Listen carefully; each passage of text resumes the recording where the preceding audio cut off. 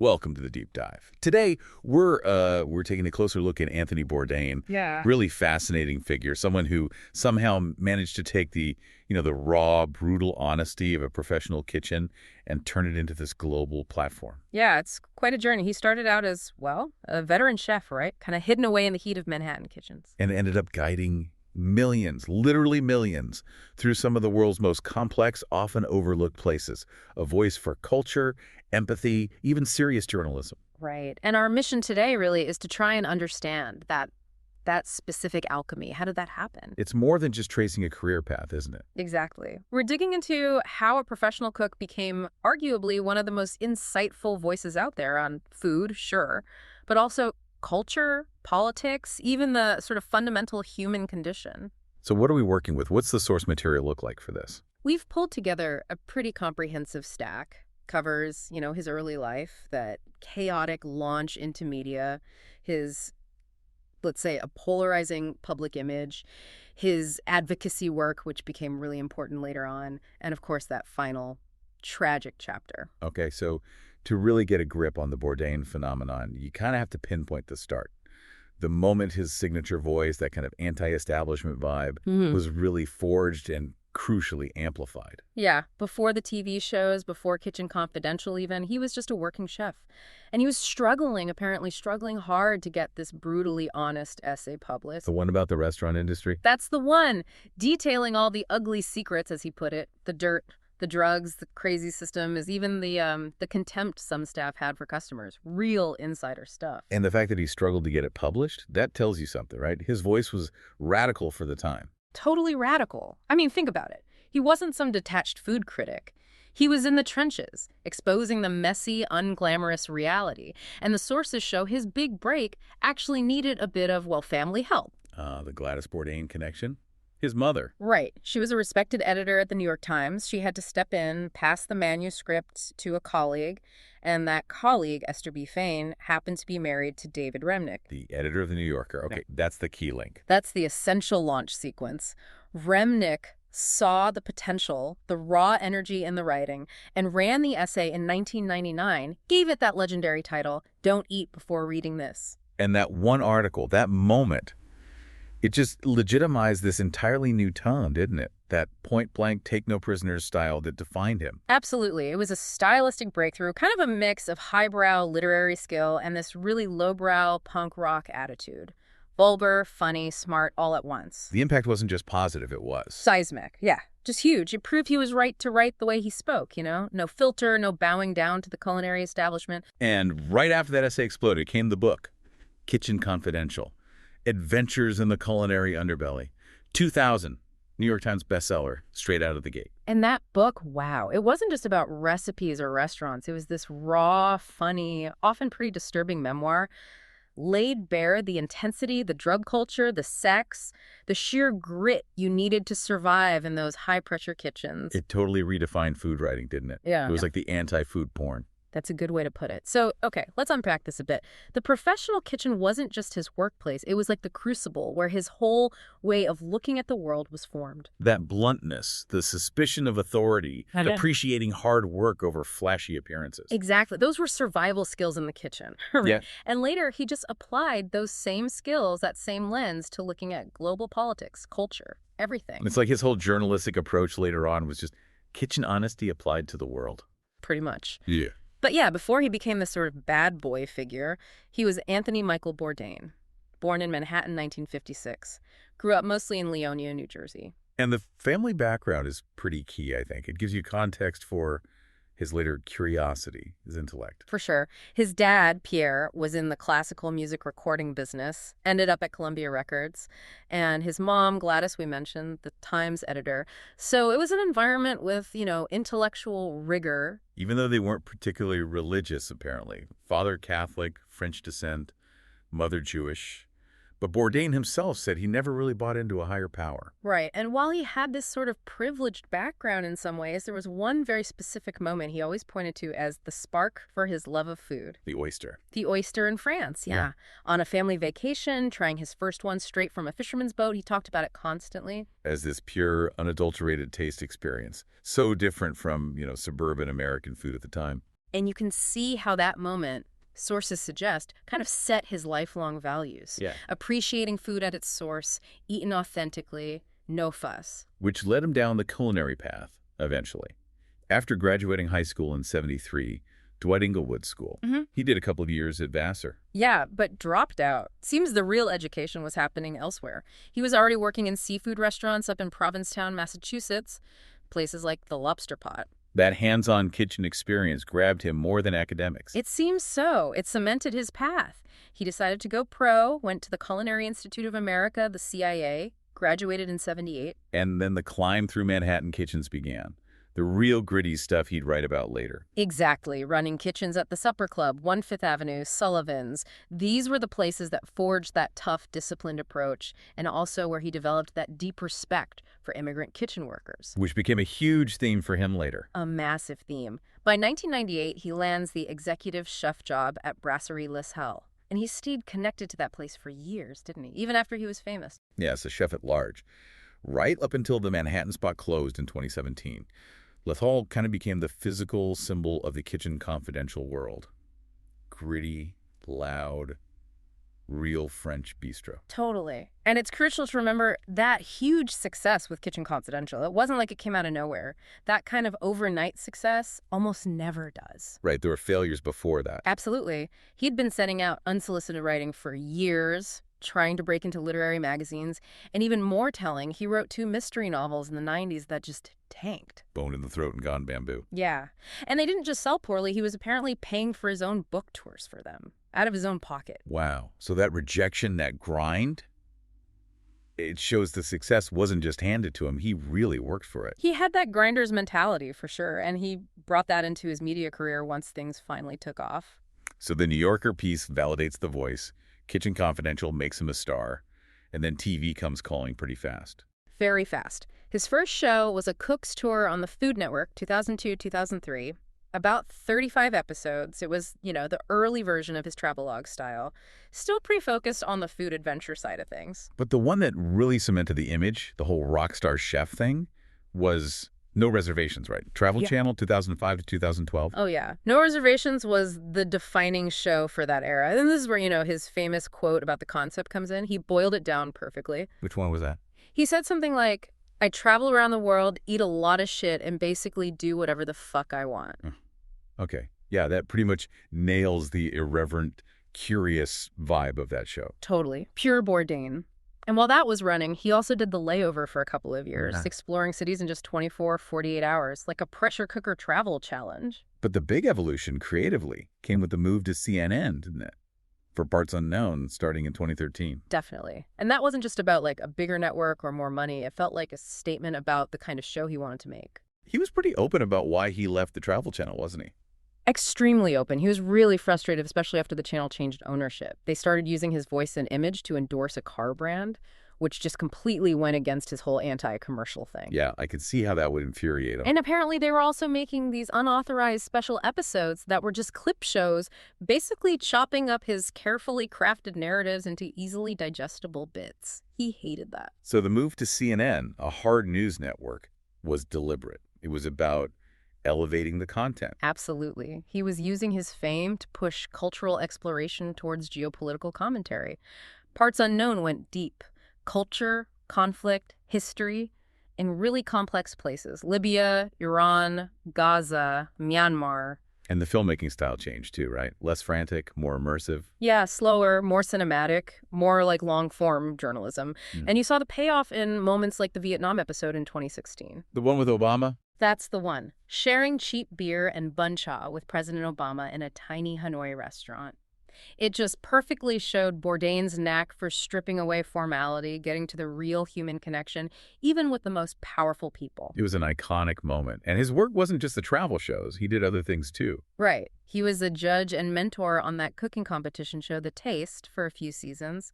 Got some Emmy nominations for it, actually. And he got into publishing too. Yeah, collaborated on graphic novels like Get Jiro, which was this kind of dystopian food future thing.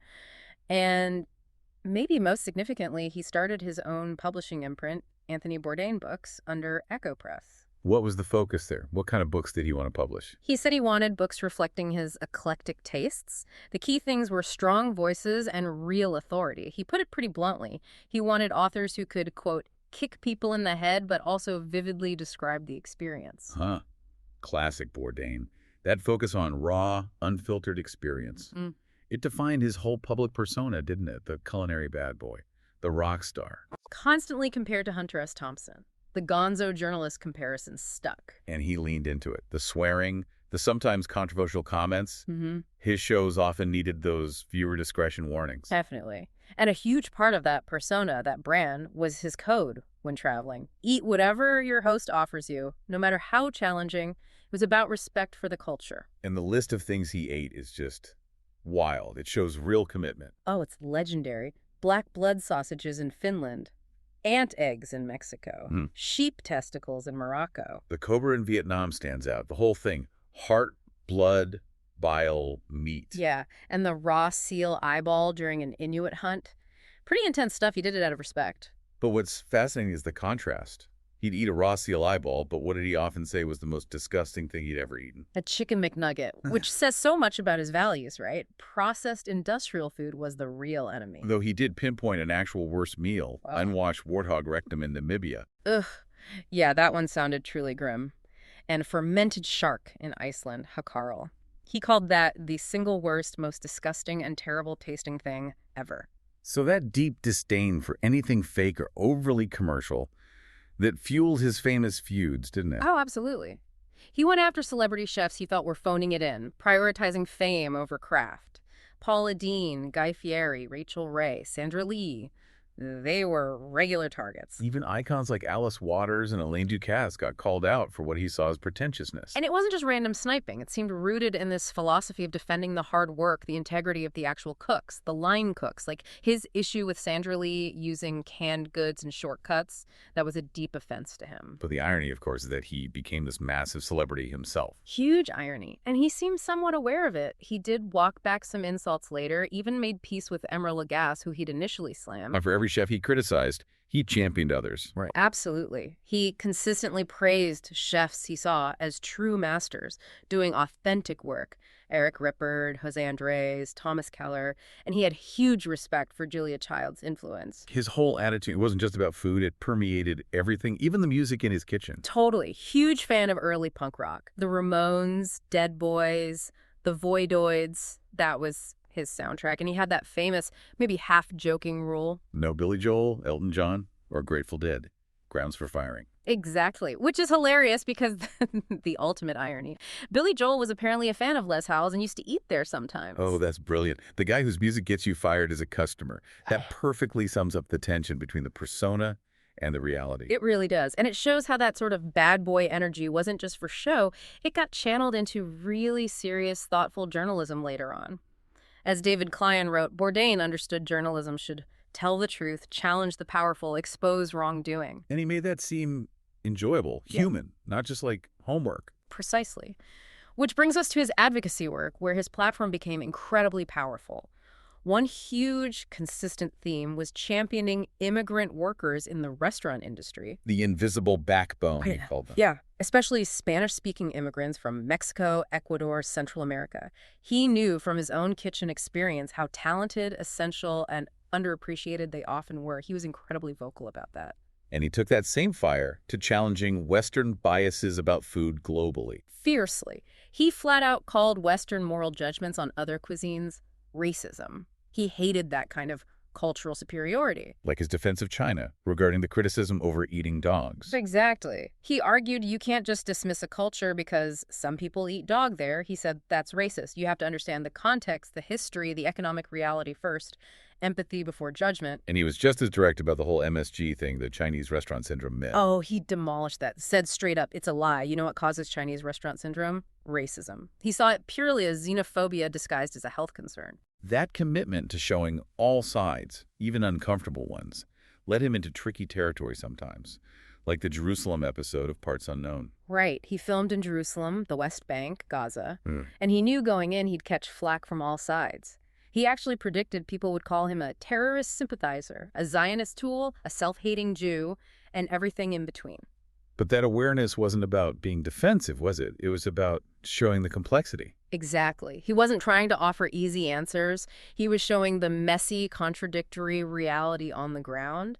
And that commitment extended to the Me Too movement later in his career. Yeah, he became a really strong voice against sexual harassment, didn't he? Both in kitchens and in Hollywood. Very strong. He passionately supported his partner at the time, Asia Argento, in her allegations against Harvey Weinstein. And he even publicly called out Quentin Tarantino for alleged complicity in the wider Hollywood issues. Which, looking at all this, the relentless travel, the political engagement, the public battles, it must have put immense pressure on his personal life. You have to imagine so. He was married twice. First to Nancy Pukowski, his high school sweetheart, from 1985 to 2005. They were together a long time. Yeah. Then his second marriage was to Ottavia Busia in 2007. They had their daughter, Ariane, that same year. But that marriage faced challenges too, largely because of his schedule. He talked about it openly. Being away, filming parts unknown, something like 250 days a year, it put a huge strain on the relationship, and they separated in 2016. It's that paradox again. The guy connecting the world, but maybe disconnecting at home. He was also incredibly open about his past struggles, particularly with drugs. Kitchen Confidential didn't shy away from that at all. Not at all. He was frank about his history with cocaine and heroin, tying it to that chaotic 80s restaurant scene. He even described getting busboys to run out and score drugs for the kitchen crew back in the day. And he battled smoking for years, too. Yeah, heavy smoker. Quit for his daughter around 2007, which is great, but sources say he sadly relapsed towards the end. But then, in contrast to those struggles, he found this intense discipline in Brazilian jiu-jitsu. Right. Really threw himself into it. Earned a blue belt in 2015, even won a gold medal in a competition in 2016. It seems like this constant search for discipline, for control, maybe. Which makes the final chapter even harder to process. Yeah. June 2018, he's in Strasbourg, France, filming Parts Unknown. With his close friend, Eric Riepert. With Riepert. And on the morning of June 8th, Riepert gets worried. Bourdain missed dinner the night before, missed breakfast. He goes to his hotel room at Le Chambard. And finds him, dead by suicide, hanging. He was 61. Just devastating. The official investigation found no foul play. Toxicology showed no narcotics, just a trace of some non-narcotic therapeutic medication. The prosecutor concluded it seemed impulsive. The shock was immense. His own mother, Gladys, said he was absolutely the last person she would have ever imagined doing something like that. The outpouring of grief was global. Chefs like Ramsay, Zimmern, President Obama tweeted that really touching tribute about their meal in Vietnam. The one about the low plastic stool, cheap noodles, cold beer. Yeah. Obama said Bourdain taught us about food, but more importantly, about its ability to bring us together and make us a little less afraid of the unknown. Just perfectly captured his impact. Fans created memorials outside Les Halles, even though it was closed. Restaurants held tribute nights, raising money for suicide prevention lines. His work carried on, too. They finished the final season of Parts Unknown with existing footage and interviews. Riepert and Jose Andres started Bourdain Day, June 25th, his birthday. A way to encourage people to live like he did, travel, explore, share food. Exactly. And his alma mater, the CIA, set up a scholarship in his name. The auction of his personal belongings in 2019 raised almost $2 million for his family and the scholarship. And that chef's knife going for a record amount. Over $230,000 for his custom Bob Creamer knife. It shows how much the tools of his original craft still mattered, how much they symbolized him. And the interest clearly hasn't faded. There was the Roadrunner documentary in 2021, and there's a biopic supposedly coming out. People are still trying to understand him. Which brings us back to that central paradox, doesn't it? The tragedy is so profound precisely because he was this champion of connection, of empathy, of facing the unknown without fear. He built bridges everywhere. Yet couldn't overcome his own internal struggles, his own isolation in the end. Yeah, it leaves you with this really difficult question. His whole public identity was built on exposing the nasty bits, right? The raw, unvarnished truth of kitchens, of cultures. He demanded honesty from the world. So the question for you, listening, to think about is this. To what extent did that relentless public dedication to exposing reality everywhere else maybe prevent him from protecting or perhaps even confronting his own deeply guarded internal world? He showed us how to be vulnerable with the world, but maybe struggled to be vulnerable within himself. It's something to really consider as you reflect on his incredible, complicated story.